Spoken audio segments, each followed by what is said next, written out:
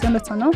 Монголд Америк элчээс Дианаас Америкийн засгийн газрын тэргүүлэх солилцооны хөтөлбөр болох Fulbright хөтөлбөрийн 75 жилийн ой энэ он тохиож байгаатай холбогдоод явуулж байгаа подкастын онцгой дугаараараа энэ та бүхэндээ уулзчаадаа баяртай байна. За энэ удаа бид нар Fulbright-ийн оюутан Монголын улс төрч одоо хүний эрхийн төлөө зэтгэлтэн за зохиолч маань оюун гэрлэгч байгаа урьж авчаад одоо яриагаа эхлүүлэхэд бэлэн болоод байна. За тэгээд зочдтой өөрийгөө танилцуулахыг хүсье. За сайн байна уу? За Fulbright-ийн маань хөтөлбөр 75 жилийнхаа ойг тэмдэглэж байгаад их баяртай байна. Би энэ сайхан хөтөлбөрт 2003 онд хамрагдчихсэн. Тэгээд Fulbright-ийн тэтгэлгээр Стэнфордын их сургуульд төгсөж одоо Монголоос Стэнфордын их сургуулийн анхны төгсөгч болж ирсэнтэй их баяртай байдаг. Тэгээд би бол одоо ном зохиогч. За тэгээд дээр нь нутгийн шийдэл төрийн бас байгууллага ажилладаг. Тэгээд жорлонгоо өөрчлөлт гэдэг төслийг удирдаад явж байгаа. За сүүлийн үед бол эрэгтэй оролцооны нэгдэл нам гэдэг нам байгуулад явж байгаа. За ийм ажил хийж явж байгаа юм байна. Баярлалаа. За тэгээд өнөөдрийн яриаг маань сонсож байгаа болон үзэж байгаа хүмүүстээ хэлэхэд өнөөдрийн танилцаж байгаа Fulbright болон манай элчин сайдын яамнаас олдог бусад солилцооны хөтөлбөрийн талаарх мэдээллийг манай элчин сайдын яамны Emensig, US Embassy Zico болон манай сошиал хуудасуудаас одоо дэлгэрэнгүй авах боломжтой шүү. За тэгэхээр хоёулаа яриагаа таны Fulbright хөтөлбөрийн тухай эхлүүлээ те. Яг хэдэн онд хаанаас те Fulbright хөтөлбөрийн тухай мэдчихсэн бэ? Яагаад хамрагдах шийдвэр гаргаж ирсэн бэ? Тэгээд түрүүний хэлсэн Стэнфорд сургуультай суралцж байгаа хугацааны туршлагаас бид нартай хавалцаач. За ер нь бол би Америкт сургуульд сурья гэж хүсээд яг тэтгэлэг хайж эхлэх үедээ хаана ямар тэтгэлэг байдгийг гэдгийг судалж эхэлсэн. Тэгэхэд хамгийн түрүүнд Fulbright-ийн тухай зарыг одоо тухайн үеийн өдрийн сонин дээрээс үзчихсэн. Тэгэхээр би 2022 онд анх удаа Fulbright-ийн тэтгэлгийн тухай одоо мастрын хөтөлбөр, докторийн хөтөлбөрт Монгол оюутныг санхүүжүүлдэг юм байна гэдэг анхны тийм мэдээллийг бол авч ирсэн. Тэгээд Стэнфордын их сургуульд яг өргөдөл гарах гэдэг тэр Fulbright-ийн тэтгэлэгт өргөдөл гарах гэдэг анх мэдсэн даруйда хүсэлт гарах гэсэн чинь хугацаа өнгөрцөн байсан. Тэгээд би 2002 оныхт бол амжаагүй. За 2003 оныхт бол би яг хугацаанд надаа сургуульдаа тэнцсэн байсан. Гэхдээ очиж амжаагүй байсан. Тэгээд сургуульдаа очихын тулд 2003 оныхт нь өргөдөл гаргаж ирсэн. Тэгээ өргөдөл гаргахад одоо Fulbright-ийн одоо шалгаруулах комиссаас нь уцтаад та одоо ингээд шортлистэд оржээ. Ирж ярилцлаганд ороорой гэдэг хэлжсэн. Тэгэж одоо анх одоо Стэнфордын их сургуульд Fulbright-ийн тэтгэлгийг авах одоо шалгаруулалт маань тэгж тэнцэжсэн. Та олон улсын улс төр судлал чиглэлээр суралцсан. Олон улсын бодлого судлал чиглэлээр тэгэхээр development policy studies буюу хөгжлийн бодлого судлал гэдгээр мастер хийсэн л дээ. Дараа нь бас та Eisenhower хөтөлбөрт хамрагдчихсан тийм. Дараа нь би 2011 онд Eisenhower хөтөлбөрт хамрагдсан. Тэр хөтөлбөрийг би ерөөсөө мэдээгүй байсан. Тэгээ манай нөхөр мэдчихэд энэ хөтөлбөрт явах юм бол гэр бүлээр явдаг юм биш үү? Чи намайг аваад яваач гэдэг. Би тэгэнгүй би Fulbright-нд нэг удаа хамрагдцсан. Одоо хоёр дахь хөтөлбөр баг бүтэхгүй байхаа, ер нь өгөхгүй байхаа гэдгсэн чинь би чи нэг apply хийгээд үзээч. Ер нь бол юу яад юм биш үү? 45 нас хүртэл apply хийж болдго юм биш үү? Тэгсэн чинь би 45 таа байсан яг тэр жил. Тэгээ за одоо яг apply хийгээд тэнцвэл энэ жил тэнцэх юм байна. Тэнцэхгүй бол тэгэл хайтангаас тэнцэхгүй юм байна гэж үзээд алдтыг нөхөр маань надтай хамт те бас Америк явъя гэж байгаа юм чинь гэж бодоод тэгээд одоо баг нөхрийнхээ төлөө эхлээд судалж эхэлсэн. Тэгээ би сэдвээ олон их одоо сериусны судалсан л да. Нэгэнд apply хийж байгаа юм чинь Eisenhower-ын тэтгэлгийн нэг гоё юм нь та өөрийнхөө хүссэн сэдвээр судалгаа хийж болно. Америкаас юу судлахыг хүсэж чинь тэрийг эхлээд тодорхойл гэжсэн. Тэгээ би 3 чиглэлийг тодорхойлсон. Нэг нь бол би усны тухай одоо бодлого судлая. Усны тухай бүр бодлогыг судлая. Тэгээ ус ихтэй газар нэг очиж үзье, ус багтай газар нэг очиж үзье, ус бохирдолтой газар нэг очиж үзье тий. Энэ хавь усны төлөө би судалгааг хийгээд нэг чиглэлээ би усны судалгаа болгосон. Хоёр дахь чиглэл нь би сонгуулийн одоо систем одоо ялангуяа сонгуулийн санхүүжилтийг судлая. Эмэгтэй хүн яаж санхүүждгийг, хөгжлийн бэрхшээлтэй хүн яаж санхүүждгийг. За ер нь бол намууд яаж санхүүждгийг, сонгуулийн санхүүжилтийг одоо яаж ил тод байлгадгийг энийг судлая гэдэг сонгуулийн санхүүжилт гэдэг чиглэлийг нэг барьсан. За гурав дахь миний судалсан чиглэл бол үлэг гөрөөл судлая. Би ерөөсөө тэр үед ч одоо 2011 онд ч Батар энтрийн хэрэг гараагүйсэн шүү дээ. Гэхдээ би нэг үлэг гөрвөл бүр сонирхоод уншаад ингээд дандаа палеонтолог уншаад эхэлсэн байсан. Тэгээ би ингээд үлэг гөрвлийн олдврыг төр ер нь яаж мөсөдө татаж авдгийг, яаж судалдгийг тий, яаж олборлдгийг, яаж тэгж одоо үлэг өрөлийн тэр орд газар тэр түүхэнд урсгалт газруудыг яаж хамгаалдгийг энийг судлаа гэдэг. Тэгээ ийм 3 чиглэлээр судалсан. Тэгээ энэ 3 чиглэл надад гуруула маш их хэрэг болдог. Тий. Тийм дээ. Айгу хэрэгтэй 3 зөв шийдвэр сонгож судалсан шүү дээ. Яг цаг үедээ тий. Тэгжсэн. Тэгэхээр таныг одоо ингээ эргээ харж байхад тий таны карьерт Fulbright болон Eisenhower хөтөлбөр нь ерөнхийдөө яаж нөлөөлсөн гэж хардаг вэ? За мөн өржинс хөтөлбөрийн яг үн цэн нь яг юунд исэн гэж хардаг юм бол? За Fulbright-ийн хөтөлбөр бол ерөөсөө л одоо маш их үн цэнтэйсэн надаа. Яг гэвэл Fulbright байхгүй байсан бол би хизээч Stanford-ыг сургуульд явж чадахгүй байсан. За Stanford-д сураагүй байсан бол би хөгжлийг ингэж олон талаар олон хөгжлийн хөвлбөрүүдийг харьцуулж судалсан тийм академик хөтөлбөрт би хамрагдах боломжгүй байсан. Ер нь бол бид нар хөгжил гэдгийг харахаараа ингээл ганцхан орны загвар юм уу ингээд нэг гой харагдаж байгаа загвараа дагах гэдэг. За Стэнфордын их сургуульд сураад яг хөгжлийн мастерын хөтөлбөр сураад ингээ олон улсын бодлогыг харьцуулаад ирэхээр юу гэдэг ойлголттой төгсч ирсэн бэ гэхээр өөртөө таарсан хөгжлийн модель, өөртөө таарсан хөгжлийн шийдлийг олох нь тухайн ард түмний үүрэг юм байна. Тухайн ард түмний хийх ажил нь юм байна. Тухайн ард түмнийг удирдах байгаа удирдагчдын хийх үндсэн ажил нь өөрийнхөө иргэдийг судлах, өөрийнхөө иргэдийн амжиргааг судлах, тэрэнд нь тохирсон тогтвортой хөгжлийн загварыг өөртөө шийдэл болгон дээр бий болгох гэдэг маш том гэрийн даалгаврыг бид нар хийх ёстой байна гэдэг ойлголттой ирсэн. Өөрөөр хэлбэл Стэнфордын өмнөх миний улс төрч оюун гэрлийн юмд хандах хандлага, Стэнфордын дараа хандах хандлага хоёр бол газар тэнгэр шиг ялгаатай. Намайг өнөөдрийн оюун гэрэл болгоход, өнөөдрийн улс төрч болгоход Стэнфордын их сургуулийн боловсрол маань маш их чухал эргэлтийн шинжтэй нөлөөсөн гэж би боддог.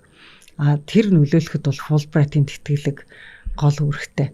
Fulbright-ийн тэтгэлэг байгаагүй бол би хэдийгээр мөнгө босгоод олон нийтээс хандив тусламж авсан байсан ч гэсэн миний суралцсан мөнгөний 50% нь Fulbright-ийн мөнгө, 50% нь өөрөө босгосон мөнгө. Тийм учраас Fulbright-гүйгээр би тэр сургуульд сурч чадахгүй байх байсан. Тэр хүмүүсийн хандивуд бол зүгээр л Стэнфордод бэлэг болоод үлдэх байсан л да. Тэг юм байна. Зөв. Тэгэхээр та түрүүн бас өөрийнх нь намыг бас хальт дурдсан тийм. Тэгэхээр ингээд нэлийн олон Монголын залуучуудын улс төрийн оролцоо идэвхийг нэмэгдүүлэхтэй бас шин хэрэглүүр онлайн төлөвүүдийг ашиглаад таас үйл ажиллагаа явуулж байна. Энэ талаараа туршлагаасаа хаалцаач. Ямар чаленжтай болж байна? Шинэлэг зүйлүүдийн давуу тал нь юу вэ гэж харж байна? За юуны өмнө нам байгуулъя. Ингээд та бүхэн надтай эвлэлтэн нэгдэхүү гэдэг урилгыг бол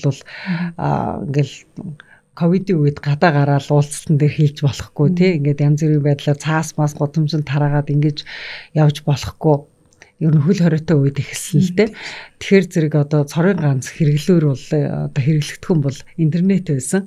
Тэгээ би интернетээр энэ апыг зарлаад ингээд өөрийгөө ингээд нам байгуулах жишээ гэдэг ингээд зарлахад хамгийн түрүүнд надад хариулт өгсөн хамгийн түрүүнд би хамтарч нэгдье гэд орж ирсэн хүмүүс бол ихэвчлэн интернетийг маш сайн ойлгодог.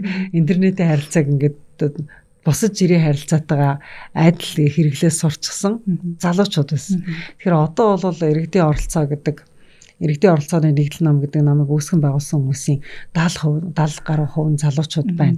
Ер нь бол миний насныхан байгаа л да. Гэхдээ маш цөөхөн хамгийн гол нь бол залуучууд их олноор орж ирж байгаа.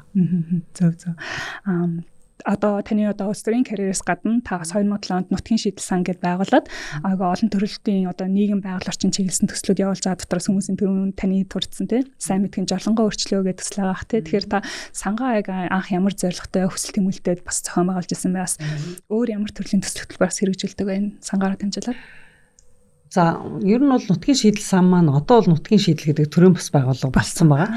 Анх нөгөө сан гэдэг үгийг бол дөрмөндөө оруулсан байсан боловч нөгөө хөрөнгө оруулалтын тухай хууль гарснаас хойш сан гэдэг үгийг бол хамаагүй хэрэглэхгүй зөвхөн жинхэнэ хөрөнгө оруулалтын сангууд дээр хэрэгэлдэг болсон. Тийм учраас бидрийг бол хуулиар сан гэдэг үгээ нэрээсээ авч хаяа эсвэл сан бол гэдэг ийм шаардлага тавьсан. Тэгээ бид нар төрийн бас байгууллага хэвээрээ үлдээгээд сан гэдэг үгээ авсан байгаа. Тэгэхээр манай байгууллага бол нутгийн шийдэл гэдэг төрийн бас байгууллага болсон. Анхнаасаа л ерөөсөө нутаг орны иргэд нь өөрснийхээ өмнө тулгарч байгаа асуудлыг шийдэхэд өөрсөндөө тохирсон гаргалгаа гаргах, шийдэл олоход энэ байгууллага маань чиглэсэн үйл ажиллагаа явуулдаг. Тэгэхээр зэрэг жишээлбэл одоо имэйл тосгонд ингээд нэг хідэн хүмүүс бичиг үсэггүй үлдсэн байдаг. Хөгжлийн бэрхшээлтэй хүмүүс сургуульд явж чадахгүй, хол учраас тэндээс автобус байхгүй, хөгжлийн бэрхшээлтэй учраас нөгөө өөр тохирох унаа байхгүй, таксинд мөнгө нь хүрэхгүй, тэгээ бичиг үсэггүй сургууль руугаа явж чадахгүй, ингээд бичиг үсэггүй болсон. Тэнд ямар сургууль байхгүй. Ийм орчинд жишээлбэл манай нутгийн шийдэл төрийн бас оглоо бүр анхныхаа төслийг хэрэгжүүлжсэн байдгийг. Яаж энэ хүмүүсийг тэнд нь бичиг үсгтэй болох вэ гэд. Тэгээд тэрэгэн цэртэй хүнийг багшаар нь тавиад бусад нөгөө бичиг үсэхгүй хүмүүсийг шаваар нь тавиад ингээд гэр сургууль байгуулад гэр дотор ингээд бичиг үсгийн сургалт хийжсэн. Тэр ажлаас эхэлжсэн. Өөрөөр хэлбэл нутгийн иргэдийн оролцоотойгоор нутгийнх нь асуудлыг нутагт нь одоо шийдэх. Одоо энэ шийдлүүдийг одоо бага хүртгөөр гаргаж ирэх. Ийм зорилгоор анхнаасаа байгуулагдсан. Одоо ч гэсэн яг тэр зорилгонд маш үнэнч байдаг. 2017 оноос хойш бол өнөөдрийг хүртэл яг 14 жилийн турш нутгийн шийдэл төрийн бас байгууллагаар хийгдчихсэн бүх ажил орон нутгийн иргэдэг оролцуулж хийгддэг. Бүх шийдлийг иргэдийн өөрийнх нь одоо санал дээр тулгуурлаж гаргаж ирдэг. Тэгээд дэлхийн асуудлыг нутагтаа нутгийн иргэдийн хүчээр шийднэ гэдэг ийм л одоо ураатай юу штэ одоо байгууллага штэ. Тийм ч учраас орлонгоо үйлчлэг гэдэг одоо компанид ажлыг явуулахдаа энэ одоо төслийг хийхдээ иргэдийнхэн хамгийн одоо цэвэрлэж чадах, хамгийн төлбөрийн чадварт нийцэх, хамгийн ашиглаж чадах, тийм тогтвортой ашиглаж чадах тэр зорилго бид нэр олон нийлүүлнэ, бэлтгэн нийлүүлэгчийг бэлтэн, тэр бүтээгдэхүүнийг тэгтэл нь одоо хэрэгэлтэл нь одоо сайжруулж хөгжүүлнэ гэд дандаа одоо тийм иргэдтэй үнэнч байдлаар энэ төслийг хэрэгжүүлж байгаа. Тэгээ одоо өнөөдрийн байдлаар нэг 650 айлын жорлон өөрчлөлт явж байна. Энэ бол ямар ч төрийн дэмжлэггүйгээр хийж байгаа зүгээр цэвэр одоо өөрсдийн санаачлахаар хийж байгаа ажил гэхэд бол ер нь бол бидний хувьд бол хангалттай олонтоо. Гэхдээ бидний зорилго бол энэ төслийг бол бизнесийнхэнд бүр үр ашигтай болтол нь хөгжүүлэх юм зорилготой. Тэгээд одоо харахандаа тэр шатанда хүрээгөө одоо яг нэг тэр шат руу төгсөн хэлбэрээр л явал зөвхөн одоо явж байна. Тодорхой бүлийн хүмүүс эсвэл тодорхой нэг орон нутагт штэ Монгол даяар хэрэгжүүлж байгаа тийм чиглэлээр тэгэхээр ерөнхийдөө бол ирээдүйд жорлонгоо өөрчлөлт төсөлтөөр ч юм уу дараагийн асуудлыг та юу гэж харж байгаа танаа одоо төрийн бас байгууллагаас одоо барьж авах хэрэгтэй ажил гэдэг ч юм уу. За бид дараагийнхаа асуудлуудыг бол товлсон л байгаа л да. Одоо яг нэг утааг буруулах ажил байна. Утааг буруулахын тулд одоо хүний одоо төлбөрийн чадварт нийцсэн одоо маш ихтэй төлсөнд хэмнэлттэй дотор цэвэр агаараа хэмнэлттэй ийм байдлаар хүмүүсийг гэр хорооллын айлуудын байшинг өөрчлөх, за гэр хорооллын хашааг өөрчлөх янз янзын одоо юмнууд байна. Гэхдээ ер нь бол ойрын баг 10 жилдээ нутгийн шийдэл төрийн бас байгууллагын гол чиглэх нийгмийн бүлэг бол гэр хорооллын иргэд гэж бид нар харж байгаа. Яг тэгвэл гэр хороол дотор маань хийгдэх ажил маш их байгаа. Тэнд бид нар амьдралын чанарыг сайжруулж иж тэгш бус байдал арилнаа л гэж үзэж байгаа. Тийм харахгүй зү тийм. Тэгэхээр өнөөдрийн хоёлаа ярьж байгаа одоо энэ удаагийн дугаарын маань сэдв нь болохоор манлайлагч гэсэн байгаа. Тэгэхээр таавал мэдээ зөвхөн улс төрийн салбарт штэ нийгэм одоо байгаль орчны чиглэлээр ч гэсэн хийсэн ажлууд за тийм хувийн хөгжлийн чиглэлээр ч гэсэн одоо бичсэн ном тий зэрэгээрээ бол олон хүний одоо хүндлэг хүлээсэн одоо манай тодгоо манлайлагчтай нэг яхахгүй мөн тэгэхээр өөрөө та одоо ингээ харж ахт манлайлагч гэж юу вэ тий эсвэл манлайлагч гэж ямар хүн байх ёстой гэж боддог вэ? За манлайлалт гэдэг маань ямарваа нэгэн ажлыг одоо жишээлбэл жорлон өрчлөё гэдэг ярьж хахад энэ ажлыг эхнээс нь дуустал нь одоо ямар ч эрсдэл гарсан тэр эрсдлийн даалцаад одоо ноён нуруу нь болоод ингээд одоо энэ ажлыг нуруунд дээр өөрөд явъя гэж зориулж байгаа хүмүүсийг бол манлайлагч нар гэж байгаа. За энэ манлайлагч нар бол уналт босолтын үед одоо альва нэг ажил уналтч бай, босолтч бай, хил амч бай бүх юм дагуулхад тэр бүх юмд хамт явна шүү гэдгийг л илэрхийлсэн үнийг манлайлагч гэж байгаа. Тэр манлайлагч хүн бол заавал дарга хүн бахаалбгүй. Заавал удирдахч хүн бахаалбгүй. Энэ ажлыг тууштай авч явуулцж байгаа бүх хүн л ер нь манлайлагч юм. За харин манлайлагч хүн энийгээд эхнээсээ дуустлаа тууштай байхыг хүсэж байгаа хүнийг л бид нар манлайлагч гэж байгаа бол энэ хүнд ямар шин чанар хэрэгтэй юм бэ гэдэг асуудал гарна та. Тэгэхээр альва нэг ажлыг эхнээс нь дуустал нь манлайлъя гэж бодож байгаа бол та тэр ажил дундаасаа хувийн ашиг хонжоол хөөхгүй байх хэрэгтэй гэдэг. Энэ хамгийн гол манлайлагчийн чанар бол хувийн ашиг хонжоог тэр одоо өөрийнх нь одоо сонирхлын зөрчилтэй ч гэдэг юм уу одоо инсайдер болчих штэ тий тухайн ажлын доторх бүх нарийн юмыг мэдж байгаагийн хувьд энэ ажлаас л ашиг хүртэхгүй байх хэрэгтэй. Тэгэхээр ашиг хүртэхгүйгээр манлайлж чадахыг хүсэж байгаа хүн бол жинхэнэ манлайлагч болж байгаа.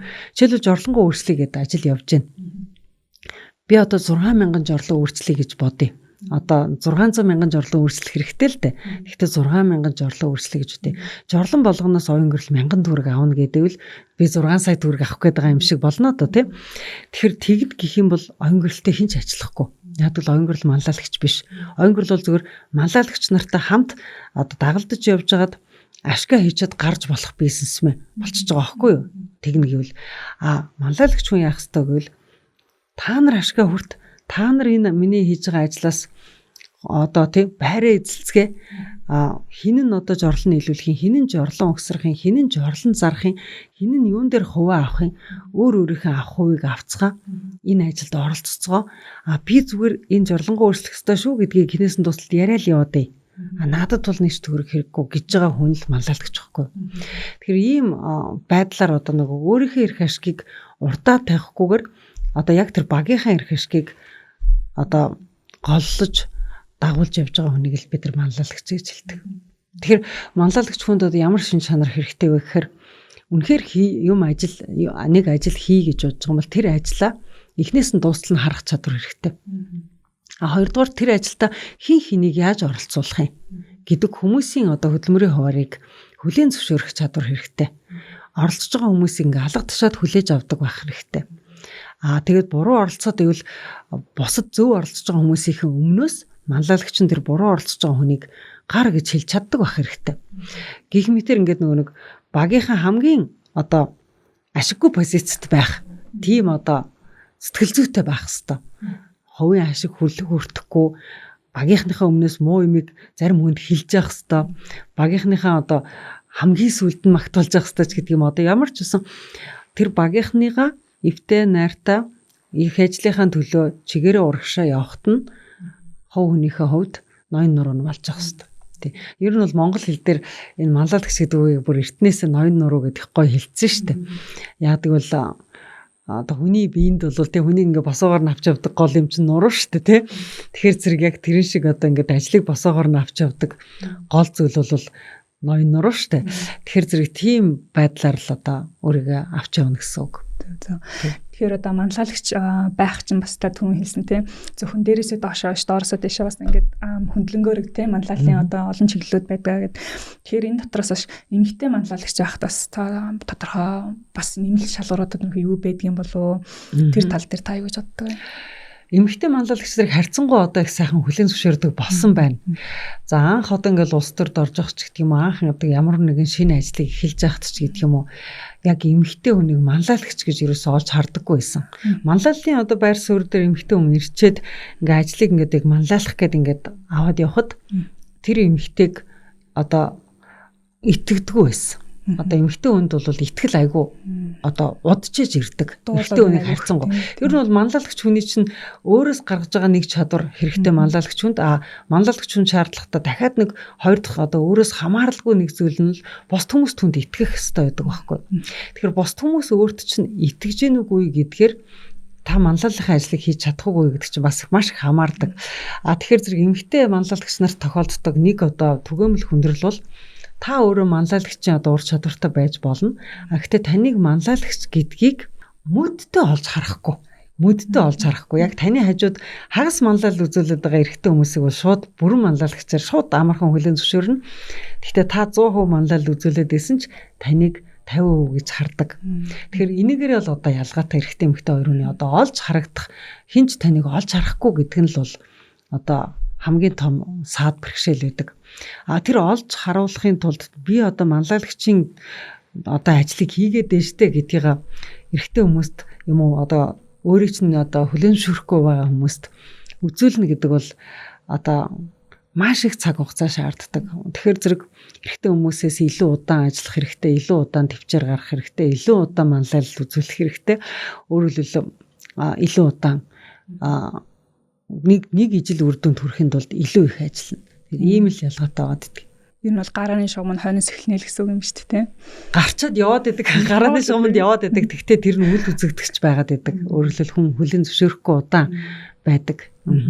Зөв бас одоо шилдэг манлайлагчдад бас өөрсдөнд нь бас багш одоо менторуд бас байдгаа гэж ярьдаг. Тэгэхээр таны хувьд бас тийм өнөөгийн одоо байр суурьндаа өрхөж ч юм уу те карьерийн хувьд болон хувь хүний хөгжил төр ч юм уу те нөлөөлсөн одоо сайн багш ментор танд байдаг болоо. Надад бол цаг үед өөр менторуд байдаг. Яг ингээд нэг эхнээсээ дуслаа оюун гэрлээ чи яг ийм байгаараа гэд ингээд намайг ингээд удирдах чиглүүлээд яваад байсан тийм ганц ментор бол байхгүй л дээ. Тэр нь бол цаг үед л өөр ментор байдаг. Тийм. Одоо бас залуу хүмүүс ч гэсэн эргүүлээ та бас манлайлагч бас ментор нь болоо явж байгаа. Би бол одоо зарим хүмүүст бас цаг зуурын ментор хийж байгаа. Гэхдээ байнгын ментор хийх цаг угаасаа байхгүй. Тийм. Тэгээ нэг тодорхой нэг сарын хугацаатай, тодорхой нэг хөтөлбөрийн хугацаанд тэр ментор бол хийдэг л дээ. Тийм. Тэгээ ингээд тантай ингээд яриаж явах бас таны бас айгуу карьерийн айгуу том хэсгийг бас алгасаж болохгүй байх гэж бодож байна. Та бас Монголдо шилдэг бестселлер номыг одоо зохиогч байгаа те таны бичсэн ногоонууд нам 60 цагаан хонь романууд бас тэгээд Америкт суралцсан тэмдэглэл гэд босод номуудын бас сонсоогүй хүмүүс Монголд бас цөөхөн байх. Тэгэхээр таны яг одоогийн бас одоо бичгээр төлөвлөж байгаа ч юм уу судалж байгаа бүтээлүүд байгаа болоо тэр талаараа хаалцаж. За нэр Fulbright ярьж байгаагийнх бас ном Fulbright хоёр их холбоотой. Яа тэгэхээр би бол Стэнфорд их сургуульд явтлаа.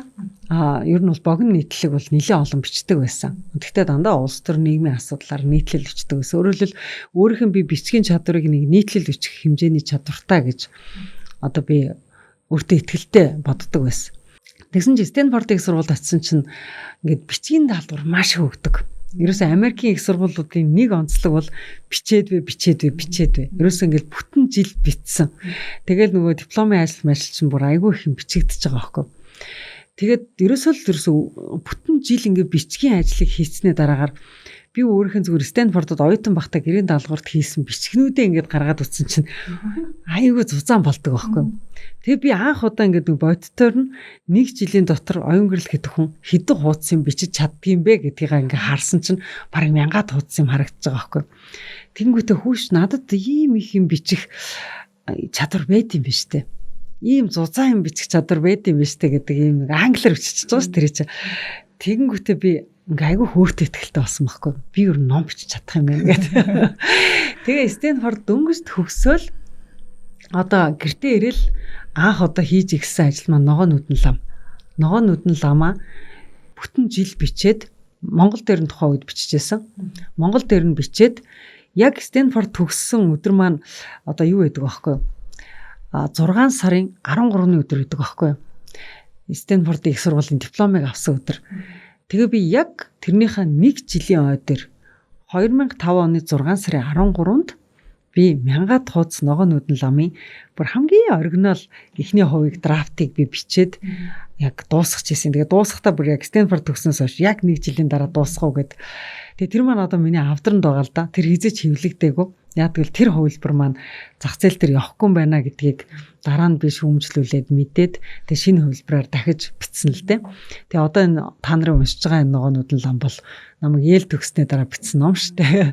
Тэрнээс өмнө яг Стэнфорд төгснөө дараа дөнгөж бичсэн хувилбар маань одоо миний авдранд үдээ. Тэгээ тэр бол ерөөсөө хэвлэгдээгүй. Тийм ээ. Fulbright хөтөлбөртэйгээ бас эргүүлээд холбоход тийм.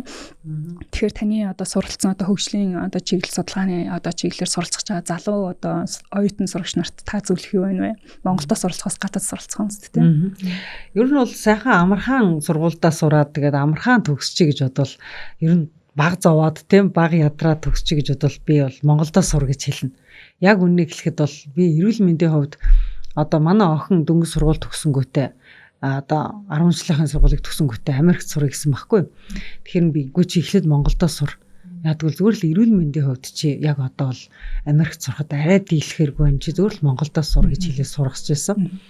Яагаад би эрүүл мэндийн хувьд эрүүл мэндийн хувьд нэлээд сайн байж Америкт сурах хэрэгтэй гэж ойлгож байгаа гэхээр тэнд очсны дараагаар бол үнэхээр ачаал ихтэй байдаг.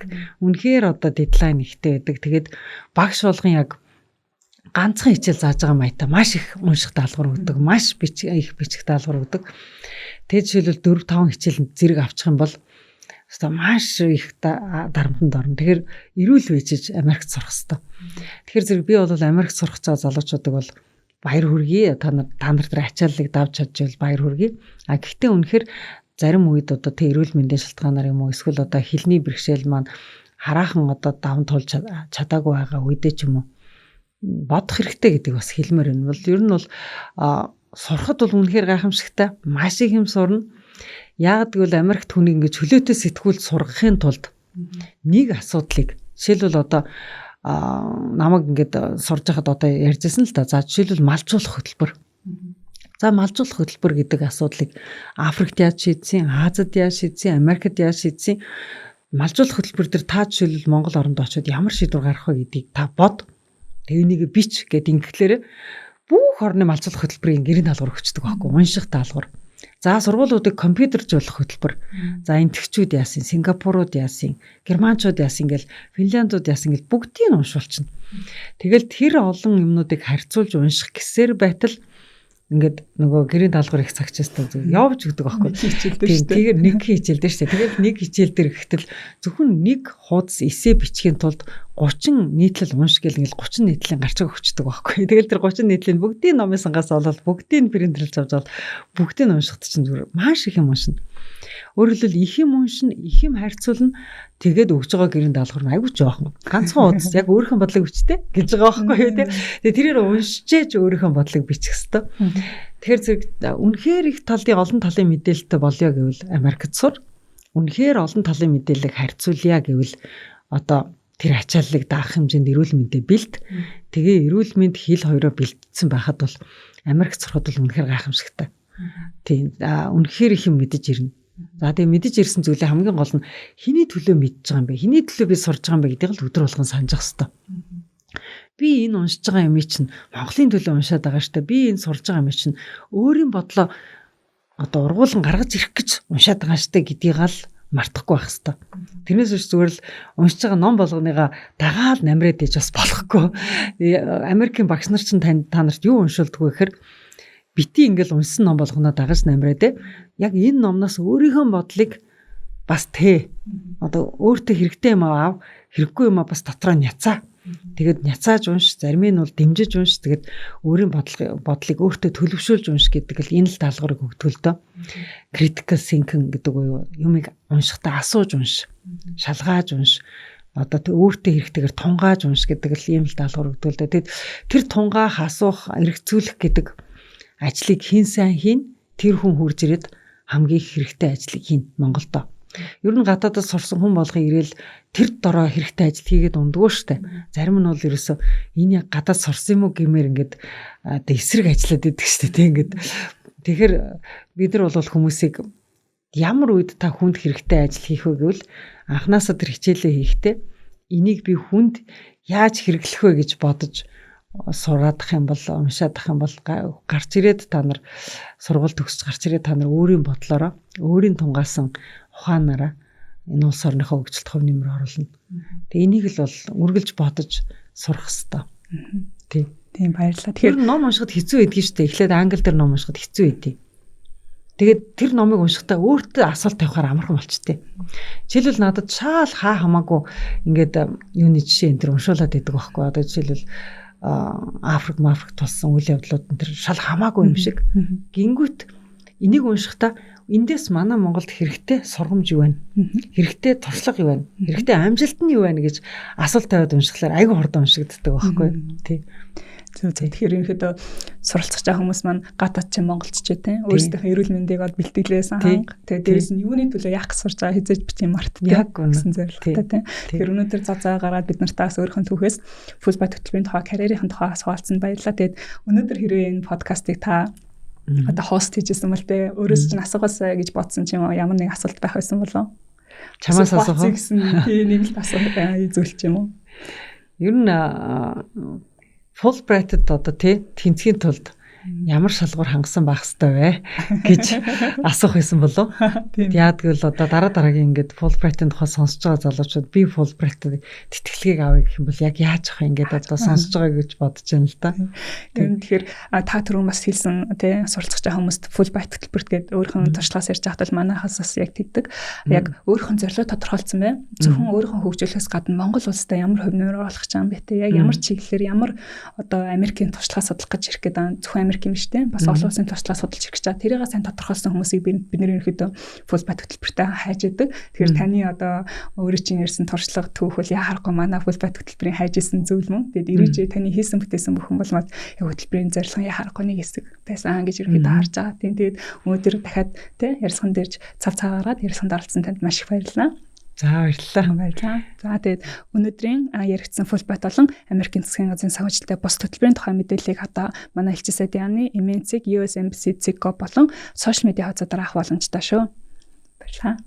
За баярлалаа.